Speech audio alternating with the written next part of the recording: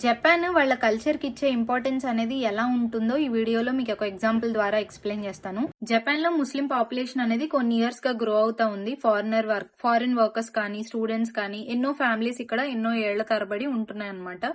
So అసలు ఏం జరిగిందంటే ఇస్లాంలో ఏంటంటే బరియల్ అనేది అంటే ఒక మనిషి చనిపోయిన తర్వాత తనని కాల్చకుండా జస్ట్ పాతి పెట్టడం అనేది వాళ్ళకున్న రూల్.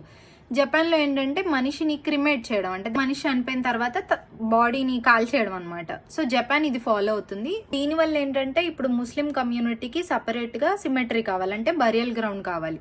అందుకని ఏం చేశారంటే ఒక ముస్లిం గ్రూప్ జపాన్ లో ఉన్న ఒక టౌన్ లో మేము సపరేట్ గా ఇట్లా సిమెట్రీ కట్టుకుంటాం అంటే బరియల్ గ్రౌండ్ మాకు కావాలి అని చెప్పేసి లీగల్ గా ప్రొసీడ్ అయ్యి అప్లికేషన్స్ అవన్నీ పెట్టుకుని గవర్నమెంట్ కి రిక్వెస్ట్ చేసుకుంది. పర్మిషన్ కోసం అప్లై చేసిన వెంటనే జపాన్ గవర్నమెంట్ అనేది దీన్ని రిజెక్ట్ చేసింది. దీనికి 3 కారణాలు ఉన్నాయి. ఫస్ట్ రీజన్ వచ్చేసి ఫియర్ అండ్ మిస్అండర్స్టాండింగ్. జపనీస్ వాళ్ళకి ఇస్లాం ఎలా ఉంటుంది, అక్కడ రిలీజియస్ ప్రాక్టీసెస్ ఎలా ఉంటాయో తెలీదు, అన్ఫెమిలియర్ గా ఉన్నారు కాబట్టి వాటి వల్ల వాళ్ళకి కొన్ని భయాలు పుట్టుకొచ్చినాయి. రెండోది వచ్చేసి ఎన్విరాన్మెంటల్ కన్సర్న్స్.